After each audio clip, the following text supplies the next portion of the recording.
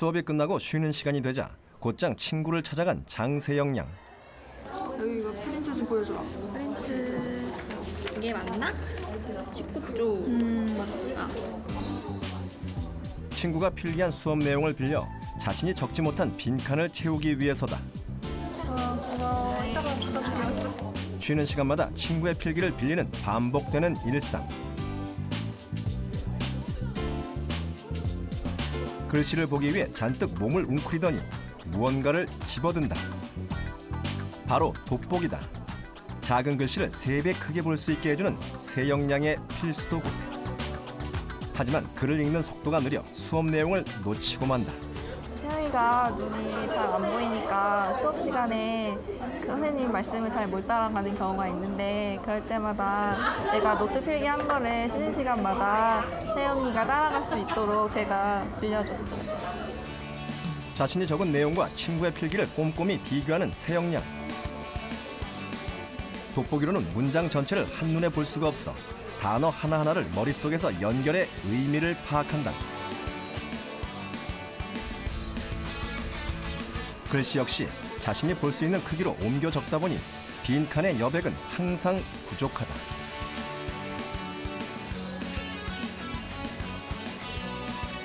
학교에서 맨 앞자리에 앉아도 칠판 글씨가 잘 안 보이고, 그리고 책이나 교과서, 신문 글씨 읽을 때에는 돋보기 없이는 글씨를 잘 읽을 수 없고, 지금 피디님 앉아 계시는 그 위치에서 피디님의 그 얼굴 형태는 보이는데 눈, 코, 입은 잘 안 보이는 상태예요. 10년 전 초등학교 1학년 때였다. 갑자기 눈앞이 흐려지며 세상이 잘 보이지 않게 된 세영 양.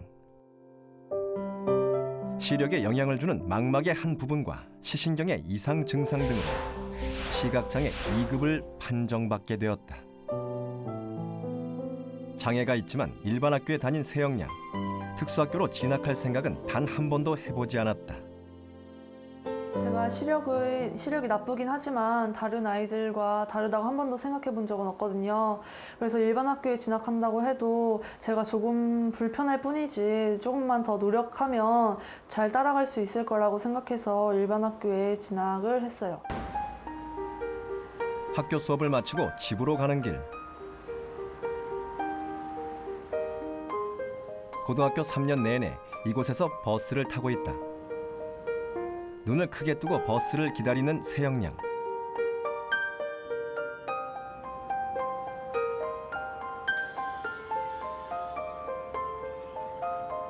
사실 세영 양의 눈엔 버스 번호가 보이지 않는다.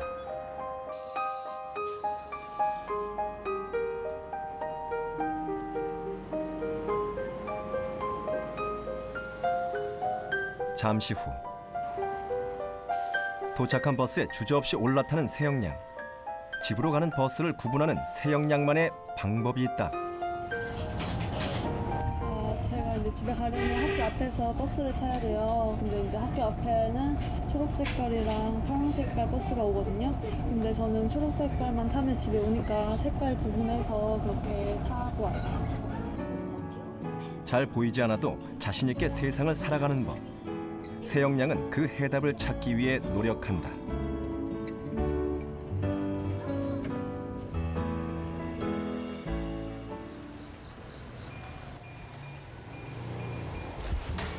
방과 후 자율학습을 하지 않고 세영 양은 바로 집으로 돌아온다. 버스 잘 타고 왔어? 없지? 오, 가방. 아우, 가방 무거워. 들어줄게. 집에 오자마자 종일 긴장하고 있던 눈의 피로를 풀어준다. 어머니는 지친 딸의 모습에 걱정이다. 뜨거우면 반대편으로. 수업은 어땠어? 안 힘들었어? 필기할 거 너무 많아서 힘들었어. 힘들었어? 필기하는 거 많았어? 응, 필기한 거 빌려. 그럼 어떻게 해서 또 친구가 애들 할 빌려줬어? 거 빌려서 봤지.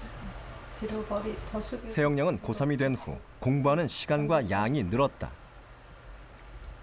다른 애들 뭐 1시간 분량 세영이는 5시간, 6시간 그 분량을 해야지 다른 애들하고 똑같은 양을 할 수 있거든요. 그러니까 항상 책상에 앉아 있는 시간이 너무 많아서 저는 항상 말려요. 혹시나 눈이 필요해지면 금방 또 눈이 더 안 좋아질까 봐 가슴은 조마조마한데 그래도 공부를 하려고 하는 세영이를 보면 참 대견스러우면서도 예, 마음이 많이 아프죠.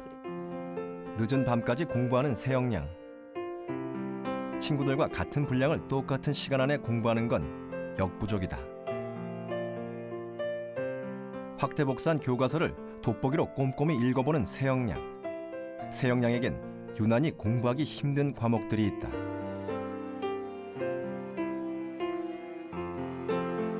지문 위주의 언어나 그리고 외워야 할 게 많은 암기 과목을 공부하는 데에는 참 어려웠고요.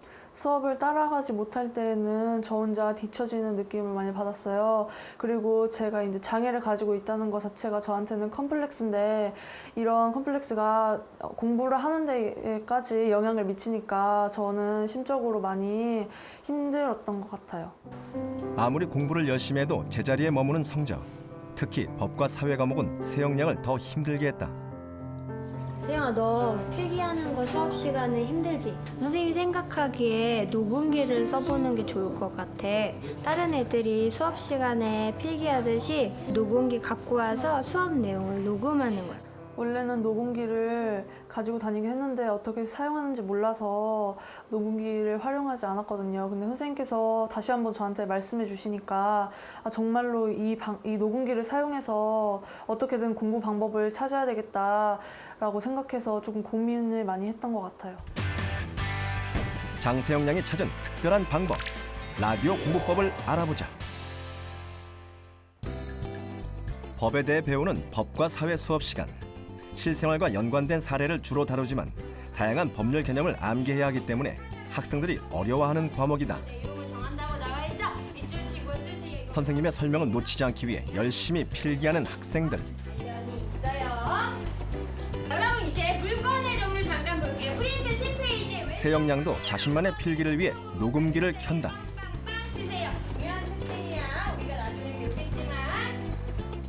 녹음을 하기 전 선생님께 허락을 받는 과정은 필수. 하지만 모든 수업을 다 녹음하는 건 아니다. 물건은 공시하죠. 거의 암기 과목 위주로 녹음을 하고요.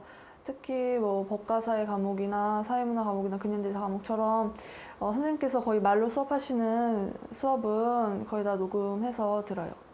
암기 과목의 경우에는 학생들이 그러니까 수업 시간에 개념을 놓치는 경우가 많거든요. 근데 한번 개념을 놓치면 따라잡기가 힘들기 때문에 그러니까 녹음을 통해서 수업을 굉장히 생생하게 기록을 할 수 있잖아요.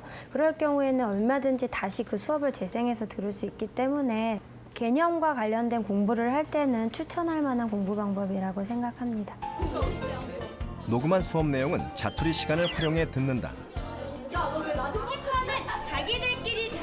주로 쉬는 시간이나 점심시간, 등하교하면서 이동하는 중에 녹음 내용을 듣는 것이다. 아빠, 나한테 용돈 5만 원 올려주면? 녹음을 들은 걸로 공부는 끝나지 않는다. 들은 내용을 확인하는 과정이 필요하다. 백지를 꺼내들고 뭔가를 적어내려가는 세영양. 녹음에 들었던 수업 내용을 마인드맵으로 정리한다. 자신이 볼 수 있게 큼직큼직하게 내용을 적다 보니 많은 내용을 쓸 수는 없다. 하지만 매우 간단해 보이는 이 마인드맵 안에 수업 내용의 핵심이 다 들어가 있다. 제가 집에 오면서 들었던 그 수업 내용을 잘 확인했는지 체크해보기 위해서 마인드맵을 그리는 거고요. 그리고 마인드맵을 그리면서 제가 몰랐던 부분이나 아니면 착각했던 부분을 한번 다시 이렇게 체크해볼 수 있어서 좋은 것 같아요. 마인드맵으로 확인한 개념은 교과서와 비교해본다. 혹시 빠뜨리거나 잘못 적은 내용은 없는지 꼼꼼히 살펴보는 동안 저절로 복습이 되는 효과도 있다. 하지만 교과서를 보아도 잘 이해할 수 없는 개념들. 자세한 내용이 기억나지 않는 어려운 개념은 교과서에 따로 표시를 한다. 그리고 그 개념과 관련해 수업 시간에 선생님이 설명해준 예시를 다시 한번 들어본다. 하지만 녹음을 듣는 게 쉽지는 않다. 수업 내용을 들으면서 되게 졸기도 하고 그리고 심지어는 녹음만 해놓고 듣지 않는 그런 경우가 있어서 되게 비효율적이었어요. 그래서 아 이런 방법으로는 안 되겠다. 뭔가 다른 방법이 필요하다라고 생각했어요. 남편과 저는 평소 라디오를 즐겨 듣던 세영양. DJ들의 재미있는 진행을 듣고 있으면 시간이 가는 줄도 몰랐다. 전 안에 들어있는 건 젓가락을 봐봐봐 했죠. 그러던 어느 날 세영양의 머릿속에 라디오처럼 재미있게 들으며 공부하는 방법이 떠올랐다.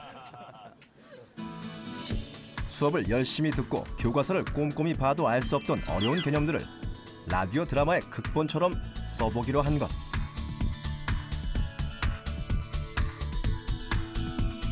수업 시간 선생님이 예시로 든 내용을 토대로 간단하게 정리한 극본은 어렵기만 했던 개념을 쉽게 만들었다. 아저씨, 제가 맡긴 티셔츠 주세요. 여기 있다. 근데 너 왜 이렇게 늦게 왔니? 3개월이나 기다렸잖니? 이거는 제가 작년에 교과서에 공부하면서 만들었던 극본인데요. 이렇게 보기 쉽게 프린트 옆에다가 붙여놨어요. 친구들이 빌려가서 공부할 정도로 인기 있는 세영양의 극본들. 과연 어떻게 쓴 것인지 개념극장에서 만나보자. 은솔아, 우리 임금 못 받은 지 얼마나 됐지? 아마 1년? 매번 준다고만 하고 사장님 나빠요. 우리 이러고만 있지 말고 한번 뭉쳐보자. 그래, 좋아. 그럼 내가 다른 사람들한테도 말해볼게. 사장님, 우리 얘기 좀 합시다. 뭐 왜 임금 안 주세요? 내일 3시 회의실에서 50명 정도 모일 테니까 꼭 오세요. 싫어, 나 K-팝 콘서트 가야 돼. 사장님, 회의실에 가셔야 할 것 같습니다. 아, 알겠어.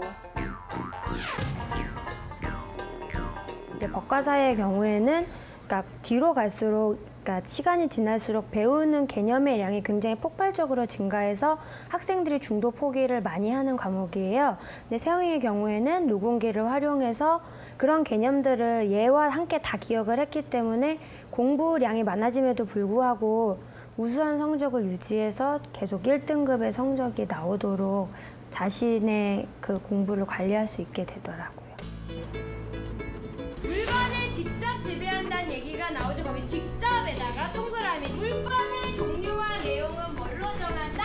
법률로 정한다. 그러니까 물건의 종류는 크게 극본을 만들어 개념을 완벽하게 이해한 후에는 각 개념을 연결, 전체 문장의 흐름을 익혀야 한다. 이제 뭐 생각하라고 했어? 바로 이 과정이 라디오 공부법의 핵심. 종이 위에 자신이 이해한 수업 내용을 최종 정리한 후 직접 DJ가 되어 녹음하는 것이다. 흐름을 정리한 내용은 일종의 라디오 원고가 되고 실제 50분의 수업 내용을 약 5분 정도로 요약해 자신의 목소리로 녹음한다. 라디오는 되게 재밌어서 언제 들어도 시간 가는 줄 모르잖아요. 그래서 공부를 할 때도 이렇게 라디오 듣는 것처럼 공부를 하면 되게 좋을 것 같은 생각을 했어요. 그래서 이제 수업 내용을 제가 제 목소리로 다시 녹음을 해보기로 했어요.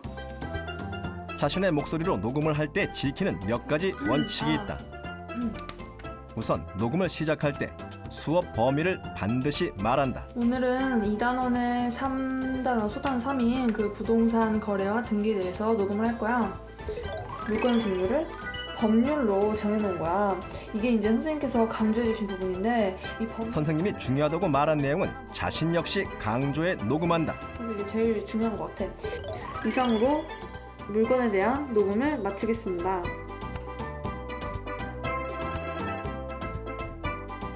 녹음한 내용은 반복해서 들어본다.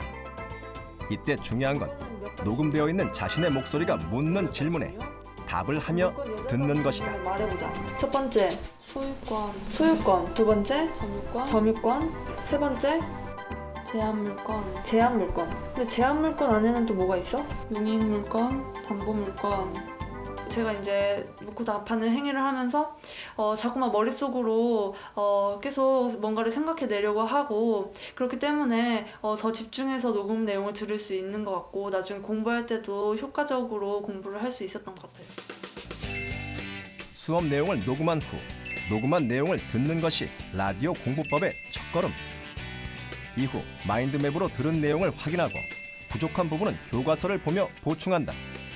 어려운 개념은 극본을 만들어 이해하고 최종 정리한 내용을 자신의 목소리로 녹음하면 라디오 공부법이 완성된다. 제가 이제 눈이 잘 안 보이잖아요. 그 단점을 보완하기 위해서 만든 저만의 공부법이 이렇게 효과적으로 나타나니까 좀 뿌듯했고 그리고 이렇게 눈이 나쁜데도 공부를 한다는 것 자체가 저와의 싸움이라고 생각했어요. 그리고 이 싸움을 이겨내면 언젠간 좋은 결과가 있을 거라고 생각해서 지금 이렇게 볼 수 있다는 것에 만족하고 그리고 공부할 수 있다는 것에 감사하면서 공부를 열심히 하고 있어요.